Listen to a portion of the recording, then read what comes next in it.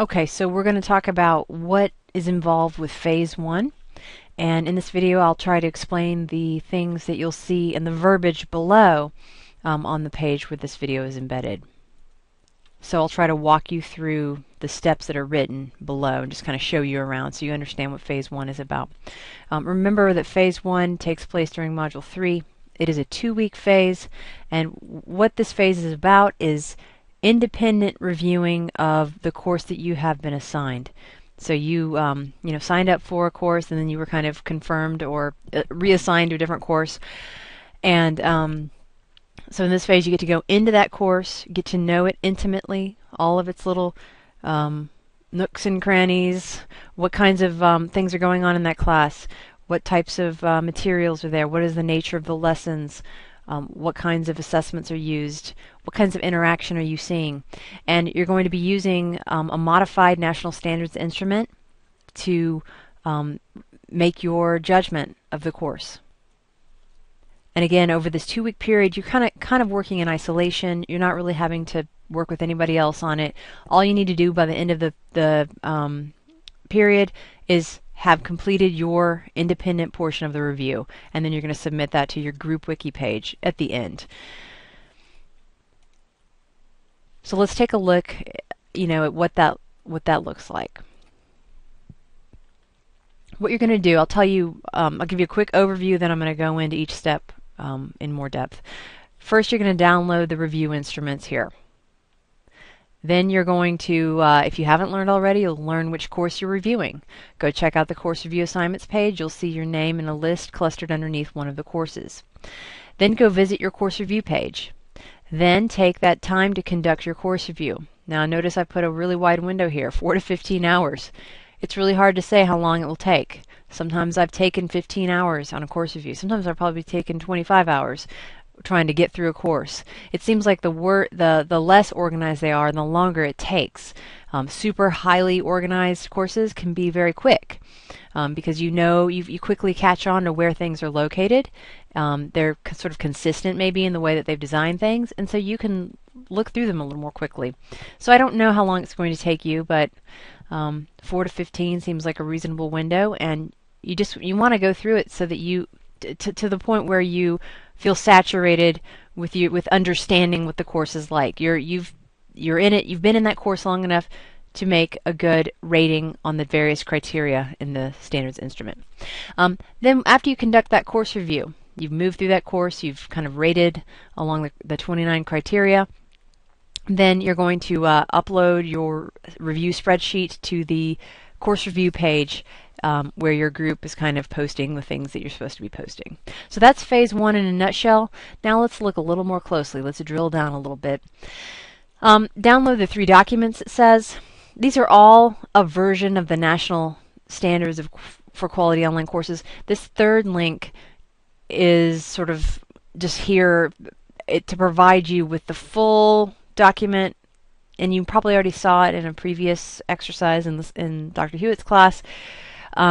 It's just here as a reference. It explains how they arrived at these standards, what was the thinking and the philosophy, and how was the big context, all that kind of thing. Then they show you the actual standards, and I believe that there's like 55 criteria or something like that. Just go check it out if you want to. Then they show you an example that the Texas Virtual School developed, and that's what our review. That's what we're gonna use stuff from that Texas Virtual School example that comes out of this. So if you're interested in learning more about this instrument, this document is for you. But these first 2 are the ones that you're using in this course reviewing process. These are an abridged version of this. You do not want to do your review using this. A lot of the things that are in here are not things that you're able to judge, for example. So we've eliminated a lot of things that we think are either distracting, maybe too hard to review, or you're just not able to review them. Okay, so we focus on 29 criteria across the 4 main standards, and so let's go ahead and just look. We're going to look first at this NS course review worksheet. Now this is a PDF. It's not an editable one. The idea behind this is that we think you should print this out and have this piece of paper with you. I mean, you can work however you need to work, but this document defines what the standards are, because sometimes it's really hard. Let me zoom in and just tell you. I'm going to show you. Let's look at the standard A3. It's under it's under the main standard of content, or the main section of content. But this content standard A3 is: the course content and assignments are of sufficient rigor, depth, and breadth to teach the standards being addressed. Well, there's a little wiggle room in that. What does that mean exactly? And in the past, if a team were conducting a review, this was all they had to go on. But thanks to our amigos at the Texas Virtual School Network, they, over a period of a few years, they came up with a way to define what is meant by this, so that there's more reliability across the ratings that are given. So don't just stop here and think, oh, I know what this standard criterion is about. You need to actually read over here. I'll zoom out a little bit and actually learn what these things mean. So if I go back up here, you'll see that we've got absent gets a rating of 0, unsatisfactory gets a rating of 1, somewhat satisfactory 2, satisfactory 3, and very satisfactory 4. And then you have a nice little blank column over here to input a score once you've made your determination. So this document, this worksheet as I call it, is what I think you should print out and have with you, because this provides the full definition of each criterion that you're looking for. So if you're wondering, what does this mean again here, this sufficient rigor, depth, and breadth, come read the very satisfactory rating. This will tell you what they're talking about. What this means is that course components, objectives, assessments, instructional strategies, content, assessments, and technology are exceptionally broad, deep, and rigorous, such that successful students will have the knowledge and skills required by the standards upon completion of the course. This is a little bit less so than this very satisfactory. So satisfactory is a little bit less, somewhat satisfactory is even less still, and sometimes it's not perfect. You know, they can't completely quantify everything to where you can just count things and know the exact answer, but this will provide a really good guide for the sort of gradations of how you would rate a criterion. So this is a really good detailed definition. It's as good as we've got, and so you want to have this document handy. I encourage you to write on this document. Maybe you've gone through the course for about 6 hours. You think you understand the course, and you've rated this as a 3. But then maybe further exploration through the course makes you realize that it actually is just a 2, or maybe it's a 4 because you found something that you hadn't seen previously. Just cross that out and write your new score. So let this document be your scratch space where you're kind of thinking aloud as you work through that course. Okay? Then, once you're done with that course reviewing process, you want to come to this instrument, the Online Course Review Instrument, Fall 2012 Spreadsheet. And you want to save this document. And I'm going to go ahead and just model that for you. I know that you know how to save a document, but just the whole point of this video is to kind of expand, just kind of illustrate the instructions that are written below. Alright, so File, Save As. I'm going to put mine on the desktop. And I've already got one on the desktop, so I've already downloaded one, so I'm going to remove that word copy. So NS stands for National Standards, version 2. I'm going to put in the name of the course I'm reviewing, so I'm going to pretend that I'm reviewing Language Arts, or I could even just put LA for Language Arts. The grade, I'm going to enter 8th. The school, it's one of the impact schools. And we've got Fall 12, that's our semester. And XYZ is where you put your initials, KCH for example. And then save. And so you can see how that file name will tell us what we're looking at a little bit. We're looking at the National Standards, version 2, a Language Arts course, 8th grade. Impact Academy is a school, Fall 12, KCH. Alright, so save. And then you can input the course, grade level, teachers of course, school, date of review, and the reviewer name. And you can put your first name, last initial. If you don't want to put your full name in there, that's totally fine.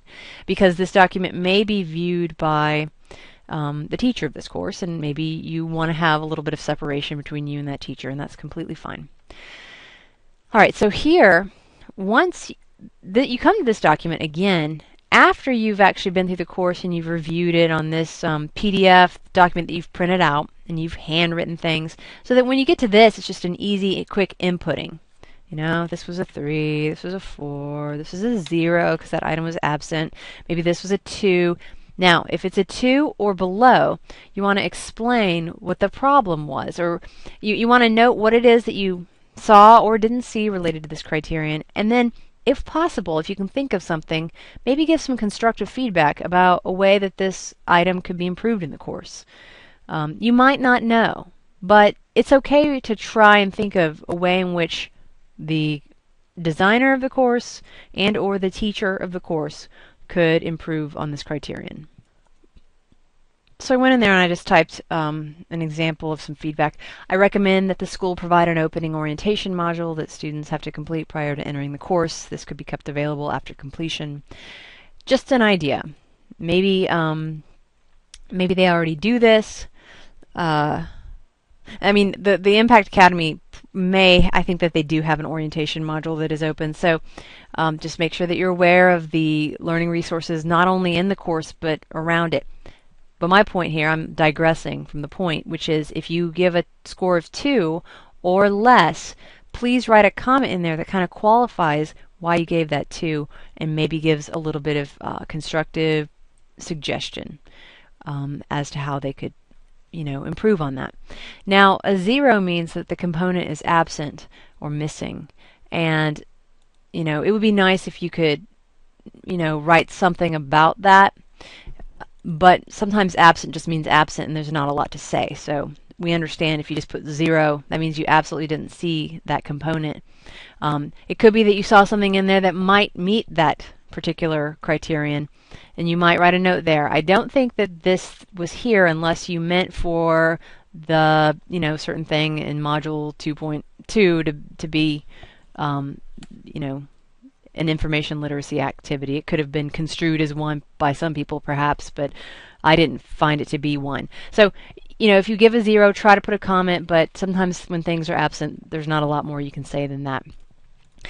Again, this is the input document after you have written all your notes and you've actually done your review on that paper document. At the end of each standard, so we've got the standard of content, instructional design, student assessment, and technology. At the end of each of these, you have a spot where you can add some other notes, general notes. Maybe you notice things in that course that aren't captured by this instrument. That's entirely possible, especially because we only have 29 elements in here out of the 55 or so. There may be things that you want to note. These areas underneath may be a great spot to do it.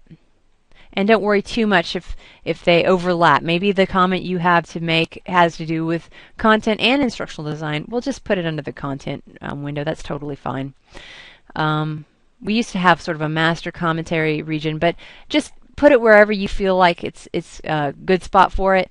If you want to write sort of summary notes about content, that's great. Same for instructional design, student assessment, and technology. That section is not required.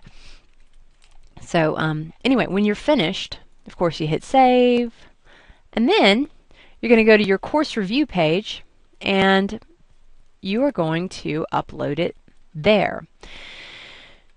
So let me and see what I need to tell you before we go there. You're going to learn. You'll learn at some point what course you have to review. You probably already know that. And a page will be set up for you. So I actually set one of the pages up to make this video. And let me go show you. So I set up the 8th grade Georgia history page. Now notice how all of these different courses, they have their own page, and they have the student reviewers underneath them. So eventually, very soon, should I say, you'll be able to go to this page, like the psychology page, will actually have something on it. During the making of this video, it's not ready, but it'll be ready soon. 8th grade Georgia history is ready. So this is what everybody's pages will look like. There's a little bit of instruction here about, if this is your page, if this is your course reviewer page, like this is Vernisa, Marquis, and Ann's, they'll need to remember how to get back to it. And one way they'll be able to get back to it is over here. They can go straight to the link here, 8th grade Georgia history. That's their page. They need to make sure they get the review instruments from the Phase 1 page. Remember when I said at the end that you would be uploading the spreadsheet? This is where you do that. You'll just hit edit. I will just type my name in there just for this example. You just go to File, Upload, Desktop. Let's see here if I can find that file. Okay, and then I'm going to let it upload. Once that little icon appears, you should be able to click it once, and in it goes, and then you can hit Save. So there it is. And then the other folks will eventually upload theirs. So this is sort of the product that you want to have by the end of the 2-week period. You want to get that up by that Sunday, and so that everybody's ready to go into Phase 2 the following day. Some other things on the page, you'll notice you have a roles page. This is for a later phase. It's an optional page for figuring out who does what as you wrap up the project. There's a discussion summary page. That's to help you plan a PowerPoint that turns into a VoiceThread.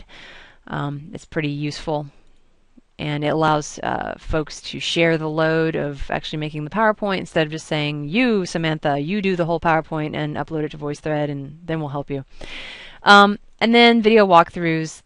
This is another well, sorry, you have a final presentation area where you'll embed a VoiceThread later on, and you have video walkthrough area where you can link to your video walkthroughs. But that's actually going beyond Phase 1. Phase 1 is really about just that individual reviewing, getting into your class, and getting to know it, and then giving the best review that you can on that instrument, and then uploading it to the wiki page. Okay, something else that I wanted to say was to go ahead and notice here that you can log into GradPoint here. I put the username and password here. The username and password were also discussed on the orientation page that you visited previously. Again, earlier in this video I said, I don't know how long it's going to take you. It just depends on the course that you're reviewing, and you just need to make sure you have a solid understanding of that course, and you don't just look at one module and think that you're finished. You want to look at all of them, look at how they're doing things. Sometimes in a designer, it just depends on who's designing that course, but sometimes, especially if it's a homemade course, which I think several of the ones we're looking at could be actually, they come from different providers. With that said, you just need to be aware that sometimes a designer does really well in the beginning, and then they kind of fizzle out in the end. And so what you see at the end may be completely different. It may be inconsistent. It may not be very good. It may not be working. So you need to look at that whole course, okay? Well, I think I've explained everything that comes below on this page. Let me know if you have any questions. My email is khuett@westcott.edu. I just put that there for you to see. Certainly, it might make more sense for you to run your questions through Dr. Hewitt, and he and I are in constant communication, so he can always run a question by me if needed also. So, however you feel comfortable asking a question, go for it. But be sure you keep him in the loop about anything related to the class. I would probably say ask him questions, but you're also welcome to ask me to clarify anything that I've talked about here. All right, happy reviewing, you guys.